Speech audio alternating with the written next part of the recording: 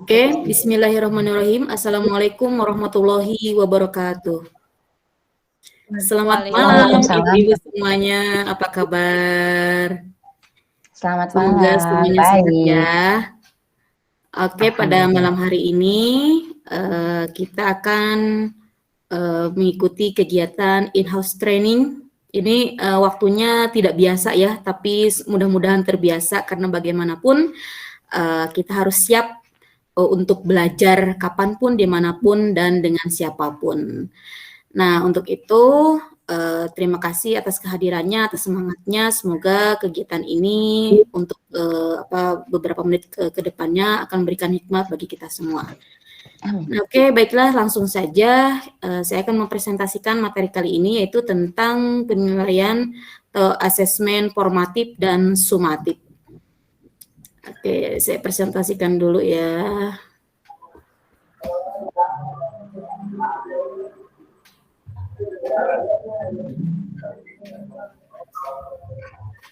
Sudah nampak? Sudah. Sudah, Bu. Oke.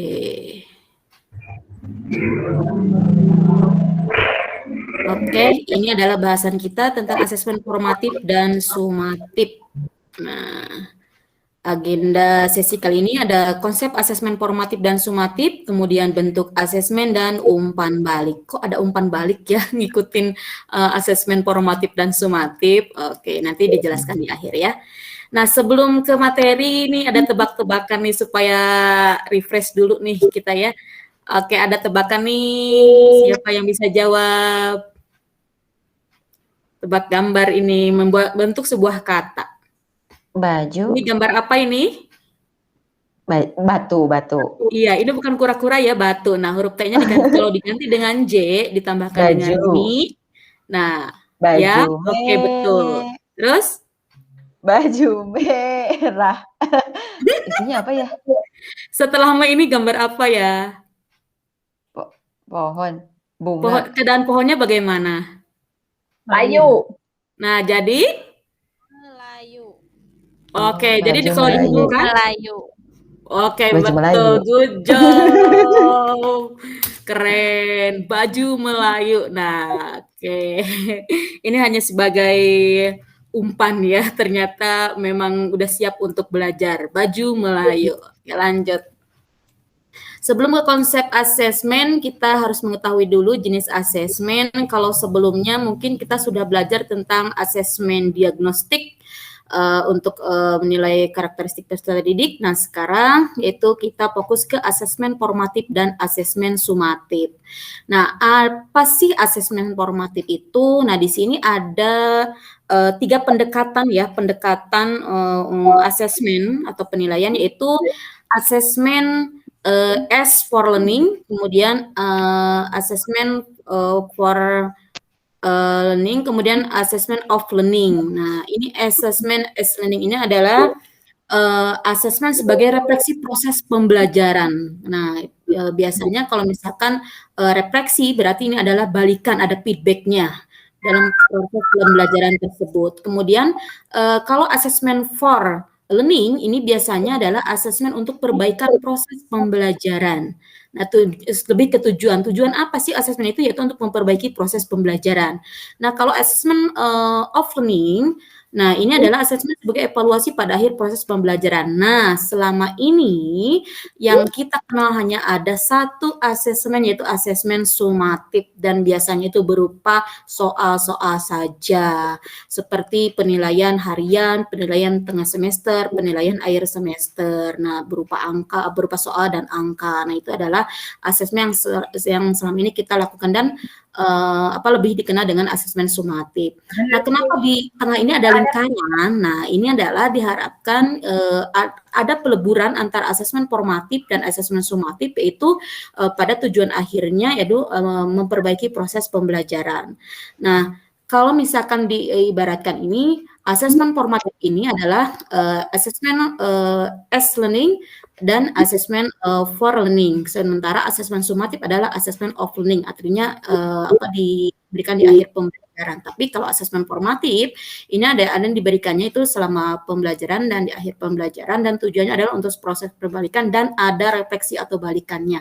Nah, ini bisa mengetahui kelemahan atau kesiapan peserta didik tersebut. Oke, itu ya sedikit tentang jenis asesmen. Nah, kemudian kita ke konsep asesmen formatif dan sumatif. Nah, kemudian asesmen formatif dulu. Asesmen formatif ini memantau pembelajaran murid dan memberikan umpan balik yang berkala dan berkelanjutan. Kenapa? Karena dalam pemberian bentuk formatif atau asesmen formatif ini yang diberikan di tengah pembelajaran itu bisa berupa lembar kerja, kemudian LKPD, kemudian proyek, kemudian produk yang secara tidak langsung bisa menilai kelemahan atau kelebihan murid tersebut.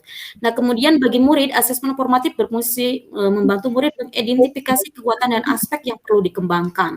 Nah, ketika mereka terlibat dalam suatu kegiatan, secara otomatis mereka mengetahui kemampuannya, apakah saya sudah bisa atau belum, apakah saya sudah bisa mengerjakan praktik ini atau belum. Nah, itu secara tidak langsung mereka sudah dapat mengetahui kekuatan dan kelemahan mereka pada materi tersebut. Nah, kemudian bagi guru dan sekolah, asesmen formatif ini berfungsi memberikan informasi mengenai tantangan apa saja sih yang dihadapi murid dalam proses pembelajaran proyek, sehingga dukungan yang memadai dapat diberikan itu seperti apa.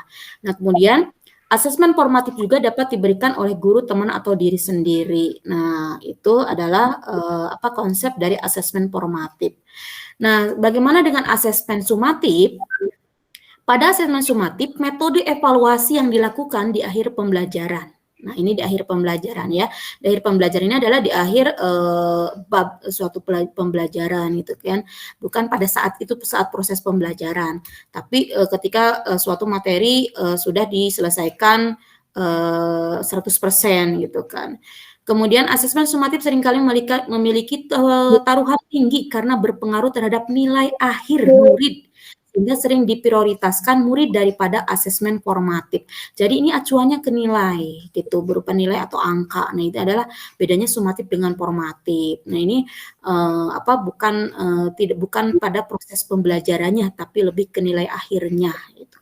Nah, kemudian umpan balik dari asesmen hasil akhir ini atau sumatif ini dapat digunakan untuk mengukur perkembangan murid untuk memandu guru dan sekolah merancang aktivitas mereka untuk proyek berikutnya. Nah, walaupun ini asesmen sumatif ini berupa nilai dan angka, tapi di akhirnya kita seringkali melakukan analisis, kemudian dari analisis tersebut terlihat berapa nilai yang ada di bawah KKM dan berapa nilai yang ada di atas KKM. Nah, untuk yang di bawah KKM biasanya diberikan remedial, dan untuk yang di atas KKM biasanya diberikan pengayaan, program pengayaan. Nah, harapannya asesmen formatif dan asesmen sumatif ini bisa menjadi satu, gitu kan. Jadi tidak ada formatif, tidak ada sumatif, karena tujuannya sama, itu membantu proses pembelajaran. Tapi diharapkan di sekolah itu asesmen formatif itu lebih banyak diberikan daripada asesmen sumatif itu. Kemudian, nah ini penekanan pada asesmen formatif ya, asesmen formatif ini. Nah, sebagai asesmen of learning. Nah, ini asesmen of learning ini karena tujuannya ada di akhir pembelajaran. Nah, kemudian asesmen for learning dan asesmen as learning adalah diumpamakan ini adalah asesmen formatif. Nah, pada kurikulum ini di guru diharapkan memberikan proporsi lebih banyak pada pelaksanaan asesmen formatif seperti yang tadi sudah saya katakan, daripada menitik beratkan orientasi pada asesmen sumatif gitu. Kemudian harapannya ini akan mendukung proses penanaman kesadaran bahwa proses lebih penting daripada sebatas hasil akhir. Karena dari proses itulah kita bisa mengetahui kelebihannya, kelemahannya, kemudian bisa langsung memberikan perbaikannya seperti apa saat itu juga. Nah, tapi kalau misalkan dari nilai, kita tidak bisa mengetahui sejauh mana kemampuan mereka. Bisa saja kan nilainya curang gitu ya, nyontek atau apalah nama anak-anak kita iseng ya. Oke, lanjut. Nah, ini kita ke bentuk asesmen ya. Nah, pada bentuk asesmen formatif dan sumatif ini ada dua jenis, yaitu ada yang berbentuk asesmen tidak tertulis dan ada yang berbentuk asesmen tertulis. Nah, untuk bentuk asesmen tidak tertulis ini ada diskusi kelas. Nah, diskusi kelas ini biasanya untuk memunculkan rasa ingin tahu, kerjasama, kemudian gotong royong. Nah, ini adalah terdapat pada diskusi kelas. Nah, mungkin di kelompoknya mereka lebih percaya diri nih daripada ketika tampil atau ditanya oleh guru. Tapi ketika bekerja sama dengan kelompok, mereka lebih berani untuk mengemukakan pendapat. Nah, ini mungkin tujuan dari diskusi kelas ya. Kemudian ada tes lisan. Nah, tes lisan ini biasanya berupa pertanyaan-pertanyaan yang langsung dikemukakan oleh guru. Bisa juga dari teman juga gitu kan. Ini adalah tes lisan. Nah, kemudian kalau produk ini biasanya berupa hasil ya, dari hasil praktek itu menghasilkan suatu produk. Misalkan praktek membuat SDBDP ya, membuat karya seni tempel. Nah, nanti produknya itu bisa berupa kolase, montase, mozaik gitu. Nah, itu adalah hasil karyanya produk gitu. Nah, kemudian oh ya, produk itu dihasilkan pada saat itu ya di kelas. Tapi kalau namanya project, nah bedanya nih kalau project itu biasanya biasa ditugaskan di rumah gitu kan, dan tidak untuk satu hari tapi memerlukan beberapa kali pengamatan gitu. Nah, baru menghasilkan suatu project gitu ya. Nah, kemudian ada drama. Nah, ini drama juga masuknya tidak tertulis. Kenapa ya? Karena tidak membutuhkan hitungan atau apa gitu ya. Drama ini lebih ke praktik gitu ya. Ini mereka bisa mengungkapkan ekspresinya, kemudian perannya, karakternya, bisa memunculkan karakter pada kegiatan bermain peran atau drama. Nah, ini drama ini tidak hanya untuk bahasa Indonesia ya. Ketika kita mempelajarkan PKN juga, kita bisa bermain sosiodrama untuk anak-anak gitu. Misalkan tentang peristiwa Rengas Dengklok gitu kan, anak bisa bermain peran sebagai Soekarno, sebagai Hatta, kemudian ada sebagai Mr. Ahmad Subarjunya atau Soekarninya gitu. Nah, ini bisa bermain drama, jadi lebih asik gitu ya. Nah, kemudian presentasi. Nah, presentasi ini memunculkan karakter percaya diri ya. Kemudian mereka lebih mengungkapkan, kemudian bernalar kritisnya gitu kan ketika mereka mengungkapkan hasil diskusinya ke depan gitu kan. Kemudian anak-anak kelompok lain menanggapi. Nah, itu terjadi komunikasi dua arah, bukan hanya satu arah. Nah, ini kan merupakan pembelajaran yang memang diharapkan di kelas gitu kan, adanya komunikasi bukan hanya dengan guru tapi dengan teman, dan bisa diharapkan memecahkan masalah bisa terpecahkan pada saat kegiatan presentasi, bisa langsung memberikan umpan balik atau penguatan pada saat itu gitu. Nah, kemudian selanjutnya ini adalah bentuk asesmen tertulis. Nah, pada bentuk asesmen tertulis ini ada refleksi. Nah, ini refleksi itu tadi saya sudah katakan sebagai umpan balik ya, feedback. Jadi mereka bisa merefleksi kelemahannya, kemudian kelebihannya, kemampuannya, kekurangan apa yang harus diperbaiki. Nah, itu adalah refleksi. Nah, kemudian ada esai. Esai ini biasanya berupa soal ya, soal pertanyaan-pertanyaan gitu kan. Kemudian ada poster. Poster ini bisa berupa gambar yang ada kalimat-kalimat ajakannya atau larangannya. Nah, itu adalah poster gitu ya, dengan gambar yang menarik tapi disertai dengan kalimat yang sederhana tapi mudah dimengerti. Kemudian ada jurnal. Nah, jurnal ini biasanya berupa catatan-catatan harian gitu ya. Ini jurnal secara tulis biasanya dibuat guru ini dengan melakukan observasi, biasanya ada catatan ini ada jurnal tentang anak gitu ya. Tiap anak itu semuanya memiliki jurnal. Nah, kemudian ada tes tertulis. Nah, tes tertulis ini biasanya bisa berupa pertanyaan-pertanyaan berupa pertanyaan pilihan ganda, uraian, kemudian juga isian, itu tes tertulis. Nah, gitu. Itu adalah bentuk asesmen formatif dan sumatif. Nah, kemudian untuk umpan balik, nah ini kenapa ada umpan balik? Nah, karena diharapkan ketika setelah melakukan proses penilaian atau asesmen ini ada umpan balik atau balikan dari guru dan murid itu sendiri. Nah, untuk bagi guru sendiri ya fungsinya itu adalah untuk memberikan informasi perkembangan murid untuk memodifikasi pengajaran dan pembelajaran di masa depan. Jadi perkembangan murid secara jelas sudah terekam oleh guru selama proses penilaian formatif dan sumatif. Nah, Kemudian bagi murid sendiri, yaitu membantu murid untuk mengetahui kelebihan dan kekurangan mereka sehingga murid dapat mengatur dan merasa berperan dalam proses pembelajaran mereka. Nah ini manfaatnya proses penilaian formatif itu ya bisa mengetahui kelebihan dan kekurangan mereka sehingga murid dapat mengatur dan merasa berperan dalam proses pembelajaran gitu.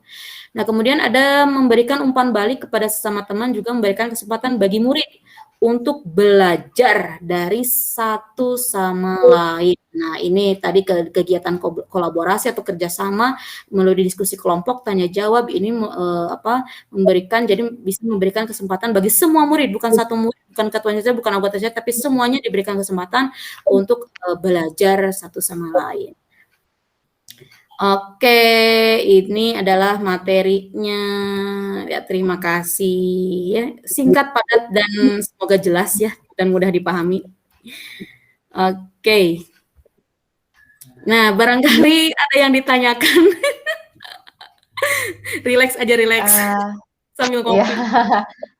Jadi kalau dari materi yang dipaparkan oleh Bu Ami, saya tuh menyadari satu hal. Jadi ketika dulu ketika kita melakukan pembelajaran di kelas gitu, kita tuh pasti yang ditekankan itu berarti bukan proses hariannya, tapi PTS UAS nanti itu yang paling menentukan, PTS sama UAS.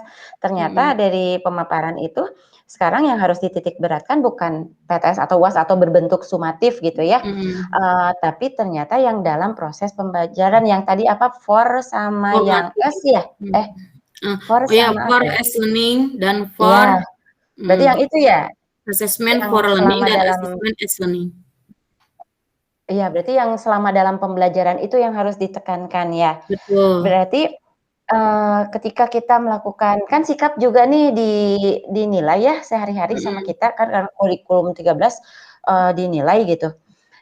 Berarti yang observasi masuknya ke formatif ya? Formatif. Soalnya dilakukan di proses. Iya, betul. Cerdas ih. Siap. Makasih. Bu Ami jelas ngejelasinnya. Nuhun. Bu Ai gimana? Udah paham? Iya, setelah menyimak dengan Bu Ami dengan jelas memaparkannya ya. Jadi saya Oke.